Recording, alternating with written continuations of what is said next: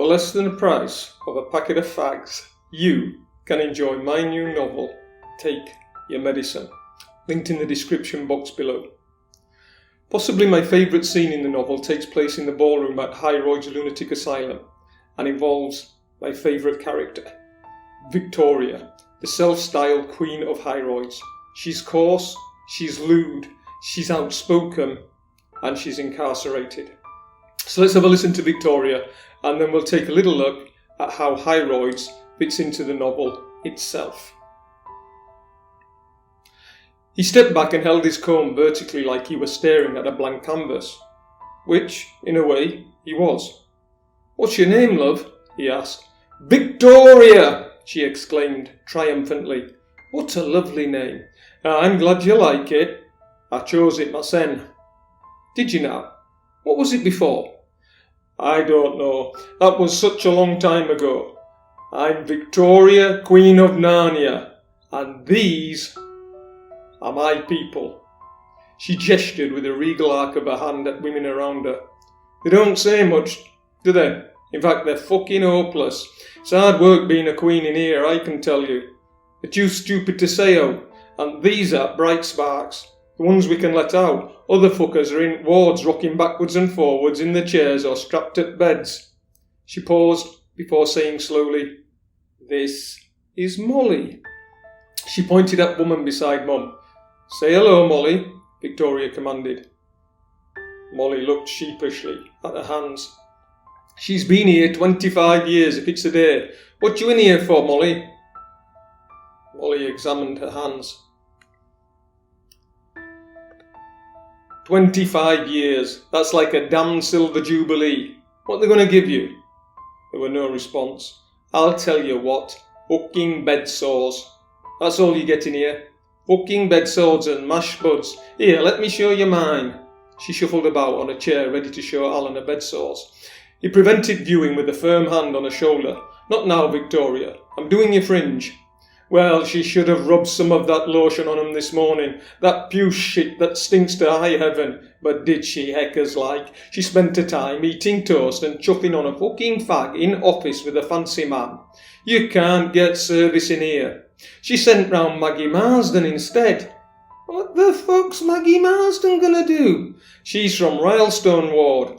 I've seen fucking corpses move faster than her. Here, have a look at these sores, lads.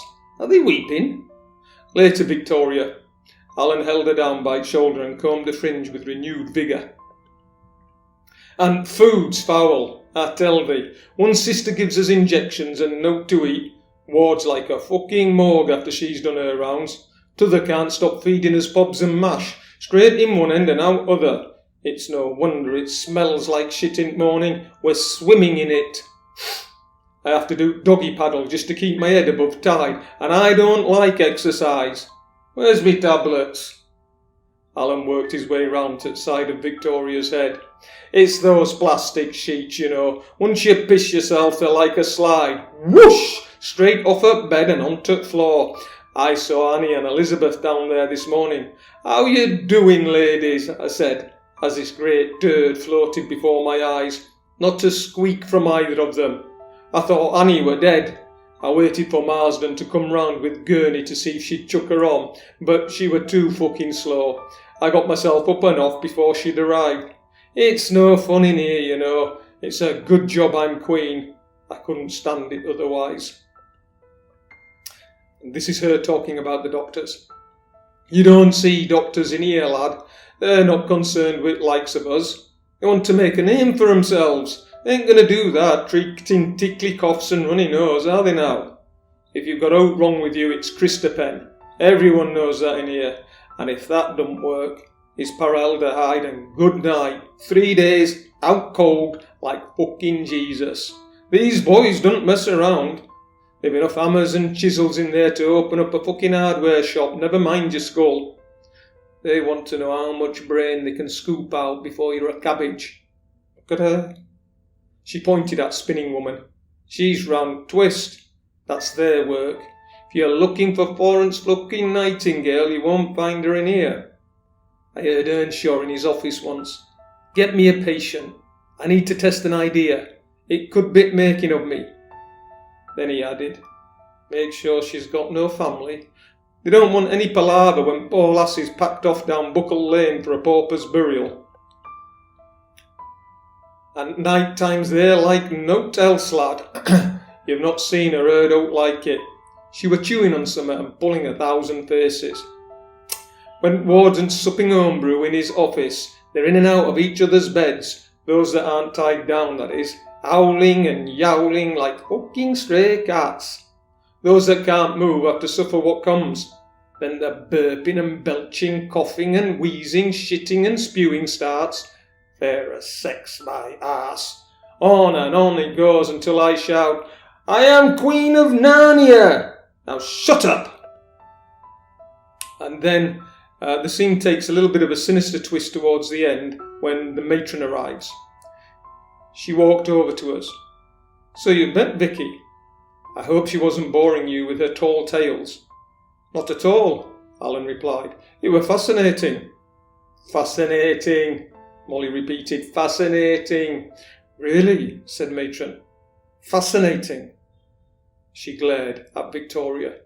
'Note!' Victoria shouted. 'I said note!' Vicky's one of our long-term patients. 15 years. 'What are you in here for, Vicky?' 'Note!' The doctors are at a loss with what to do with her. She doesn't appear to be making any progress at all now. And of course there are such exciting new therapies to try. Aren't there, Vicky? 'Note!' Victoria shouted. 'Her family's gone. Not much left for you here, is there, Vicky?' She spoke like she was speaking to a 3-year-old. 'Queen of La La Land. And that's about it for you now.' Victoria sat with her mouth clamped shut and her lips folded inwards. 'Taking your medicine?' Her mouth still closed. 'I was fixing her hair,' Alan offered by way of explanation. 'Oh, you needn't have bothered. We can fix that.' To put the chapter into the context of the novel, the Hyroid scene is an example of suffering endured by females and minority groups at the hands of institutions, a prevalent theme in the novel.